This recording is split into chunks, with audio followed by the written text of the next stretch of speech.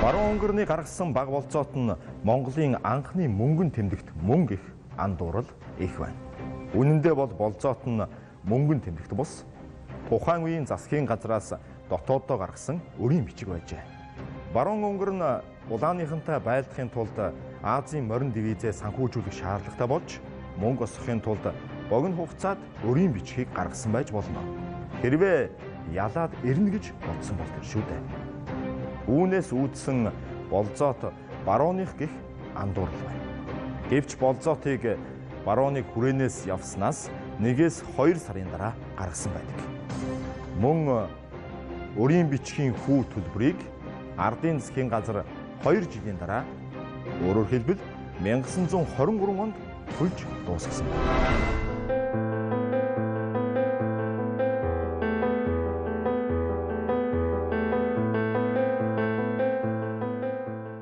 Болзоот хэмээх өрийн бичиг бол баруун өнгөрөнтэй ямар ч хамаагүй цаг хугацааны хувьд батлагдж байна.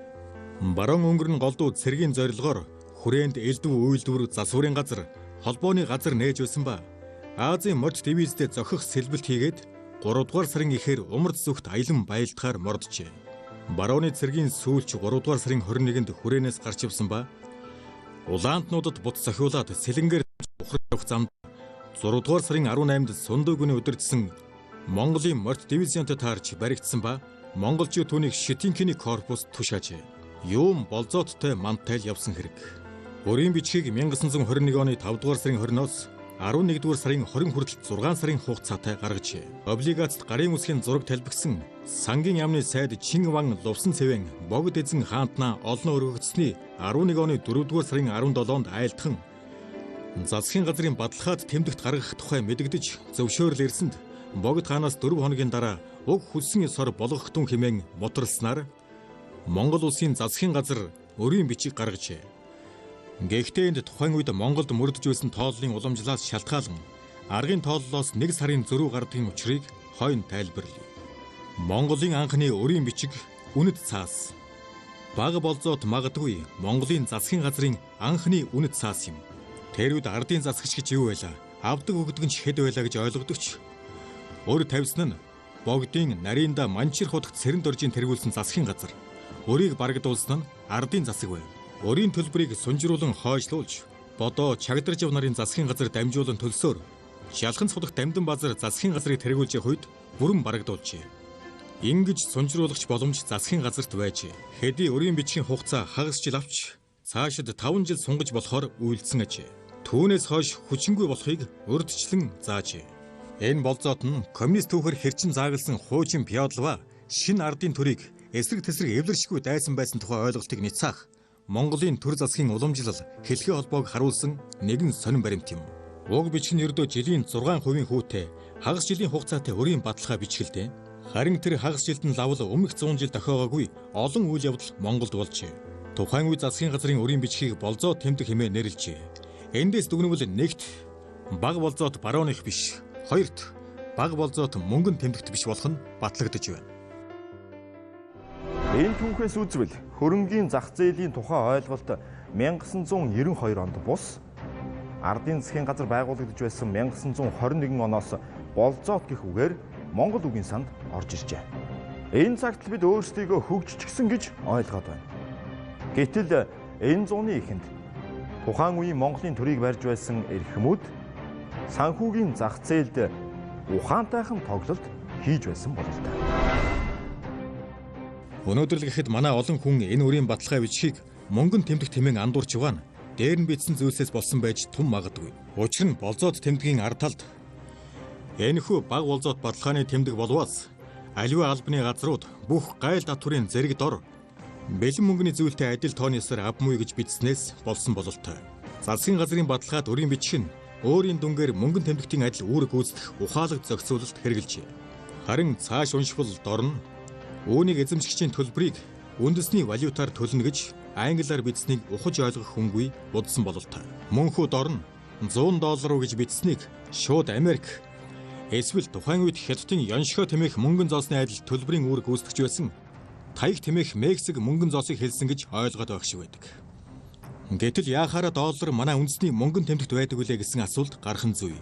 Гэвч эхлээд засгийн газрын өрийн бичгийн түүхийг товч судалцгаая. Дэлхийн 2 дугаар дайны дараа бүгд найрамдах Монгол ард улсын засгийн газар цөөнгүй удаа облигац тарааж, иргэдийн гар дээрх бэлэн мөнгийг цуглуулж, гадаад худалдааны хангамж, хөрөнгийн дутагдлыг нөхөхөд хэрэгжилж байсан түүх буй. Түүхээс ганц л үнэн үлдсэнийг хэлэхэд лавл өнөө хүртэл облигацийн талаар монголчууд тов тодорхой ойлголтгүй л байна. Өнөөх цэвэний үлгэрлвээс Швейцарлуугаа адил хөгжих гэдэг шиг үлгэрлвээс манай засгийн газрын зарах дуртай вексел бондлуугаа адил өрийн бичгийн нэгэн зүйл баталгаа цаасан юм. Авилгоонз гэдэг нэг гой суглаа байсан.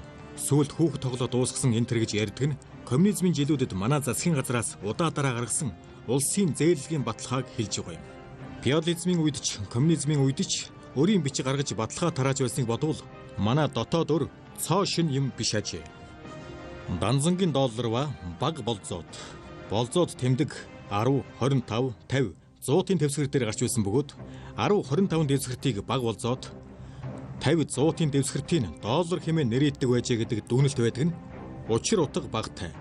Бүгдээр л баг болзоод гэсэн нэртэй байх ба ингэж нэрлэхийн учрыг орчин үеийн хэлэнд орчуулбал богино хугацаат гэсэн утгыг агуулжээ. Харин өрийн бичгийн нэрлсэн үнийг үндэсний мөнгөнд тэмдэгдэхин улмаас доллараар илэрхийлсэн бололтой гэж таамаглаж болох. Гэвч яагаад заавал доллар гэж? Энд ч бас нэгэн учир бий. Ардын намын журам цэрэг өрийн бичиг гарснаас 2 сар хагасын дараа буюу 7 дугаар сарын 6-нд хүрээг чөлөөлсөн гэдэг. Гэтэл Монголын анхны мөнгөнд тэмдэгт доллар нэрээр 8 дугаар сарын 20-доор гүйлгээнд орж иржээ. 2 жил гүйлгээнд байлгаад улаантнууд Данзанд тааж цаашаагаа л яваад байдаг болжээ дээ гэж сүрдүүлсээр хураан авч устгасан энэ мөнгөнд тэмдэгтийг өдгөө аман ярианд Данзангийн доллар гэж нэрийддэг. Учир нь доллар дээр сангийн яамны сайд Данзан гэж бичсэн буй. Хожим Данзантан өөрөө анх дахь үндсэн хууль батлахын өмнөхөн долларынхаа араас явсан. Тиймээс энэ доллар бол гарцаагүй Монголын анхны үндэсний мөнгөнд тэмдэгт мөн болж таарч байна. Ардын засгийн газар 7 сард засгийн эрхийг авч яам тамгын газраа байгуулад маш ахархан хугацаанд Америк нэгдсэн улсад Монголын мөнгөнд тэмдэгтийг хэвлүүлж амжих. Данзангийн доллар хулдаас мэт бүх цаасан дээр өнгө үзэмж төгс гайхалтай зогтсон мөнгөнд тэмдэгт байжээ. Үүнээс гадна тухайн мөнгөнд тэмдэгтийн бэлэгдлийг гаргах, мөн батлах гэх мэт учир бий. Мөн холбогдох нь баг болзоот өрийн бичиг дүрслэгдсэн 5 нүдтгэн Данзангийн долларт хас суурин дээр дүрслэгдэн оржээ. Ингэж бодвол Манчир худагтын засгийн газар үндэсний мөнгөнд тэмдэгтийг хэвлүүлэхээр бэлтгэсэн байсан ба өрийн бичгийг буцаан авах тэр цагт мөнгөө өөрөөр хэлбэл доллараар гүйлгээнд оруулсан байна гэж тооцсон бололтой. Коммунизмын үеийн сурдлаар богд хаан ба ардын намынхан дайсагналсч байсан гэсэн ойлголт сууснаас биш. Үнэн дээр тэд маш оройн нэгт холбоотой байсныг сүүлийн үед бүгд мэдэх болсон тул нурших хэрэггүй буйзаа. Баг болзоотыг унших нь. Энд тэг 384.5 гэсэн сэрийн дугаартай 100 долларын нэрлсэн үнэ бүхий облигацийн зураг байна. Нүүрэн талд Монгол улсын сангаас олноо өргөгдсөний 11-р он 10 сарын 20 хүртэл хэмээх хугацаагаар гаргасан бүгд 100%-аас 6% хүү үржүүлж бүхий баг болзоот баталгааны тэмдэг. Энэхүү баталгааны тэмдгийг тушаалсан хүнд уг тогтсон болзоо. Сангийн яамнаас 100 янчааны бэлэн мөнгөний зүйлийг гүйцэтгэх нь төлмөө. Үүний тул гарын зураг талбисан сангийн яамны тэргүүн сайд гээд мотрын тэмдэг даржээ. Ажиглавал лувсан цэвэн сангийн сайдынх мөн бололтой байна. Бас сангийн яамны зөвлөх төшмөлгээд Орос гарын үсэг байна. Тэр үед сангийн яамны зөвлөхөөр Лаврив хэмээх Орос хүн байсан нь гарын үсгээ зуржээ. Тэгээд нийслэл хүрээ. Олноо өргөгдсөний 11-р он 4 сарын 20 гэжээ. Ар талд энэхүү баг болзоод баталгааны тэмдэг болвоос аливаа албаны газруудад бүх гайл татврын зэрэг дор бэлэн мөнгөний зөвлөлтөй адил тооны ёсоор авмуй. Баталгааны тэмдгийг энэ он 10 сарын 20-оос эхлэн сангийн яамна билээхэн мөнгөний зөвлөөр солиулан хураамын хэмээх болзоондор үл тушаасан тэмдгийг дараа болох 5 жил дотор солиулж болохоос гадна хэрв мөнхүү цагт сольж үл чадсан тэмдэг болох аваас хэрэгсэх үгүй боломгүй. Баталгааны тэмдгийг баригчдад 100 янчаан тутмаас 1 жилд ор 6 янчааны хүү үржүүлэн ашиг боломгүй. Хэмээсэн ашигыг сар дараалан өнгөрөөсөн сар бүр бодож харин тэмдэг гарснаас эхлэн 1 жилийн хүүгээс хэтрүүлэхгүйгээр олгомгүй. Энэ хүү болвоос баталгааны тэмдгийг бэлэн мөнгө зөвлөөр солиулахын цагт хамтаар сангийн яамнаас гүйцэтгэх нь төлмөө гэжээ. Дээр нь сангийн яамны баталгаа гэсэн бичгтээ тамга даржээ. Хоёр талд нь зурхаан цифрээр 100 гэж бичсэн ба тэмээний зурагтай байна. Дор нь англиар буюу үүнийг эзэмшигчийн төлбөрийг орон нутгийн мөнгөн тэмдэгтээр 1921 оны 11-р сарын 21-ээс төлнө гэж тодорхой бичжээ.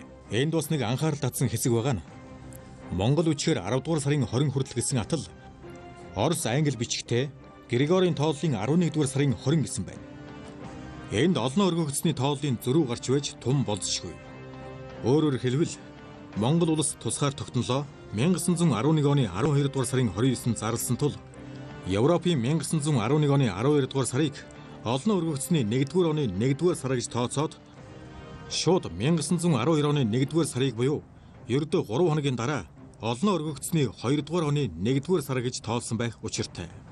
Чухам иймээс өрийн бичгийг гаргасан олон өргөгдсөний 11-р оны 4-р сар нь нийтийн тооллын 5-р сар болох юм. Тиймээс болзоотыг яг үнэндээ 1921 оны 5-р сарын 20-оос эхлэн арилжжээ гэж үзэж болохоор байна. Ингүүл барооноос бүр 2 сараар алсарна. Энэхүү мөнгөн тэмдэгтийг малаар баталгаажуулж гаргасан ба 10-т нь хоньны, 25-т нь үхрийн, 50-т нь морины, 100-т нь тэмээний зурагтай нь үүний баталгаа. Бас малаар сольдог байсан гэх нь ихээхэн бүдүүлэг ташаагаад тэр үеийнхний дэндүү бүдүүлэг тооцсон гэхээс илүүтэй бид өөрсдийгөө бүдүүлэг тэнэг харагдуулсан хэрэг болно. Учир нь энэ өрийн бичгэн сангийн яамны баталгаатай үндэсний долларын үнэтэй байна.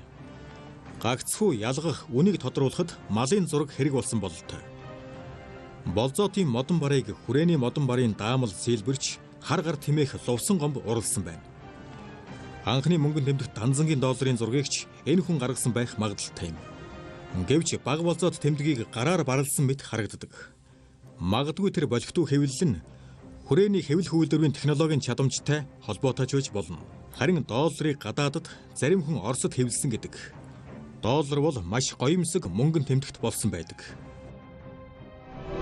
Баг болзоотын барыг сийлсэн гэгддэг хүрээний хар гарт лувсан гом бол Богд хааны төрийн хас тамгыг сийлсэн хүн юм.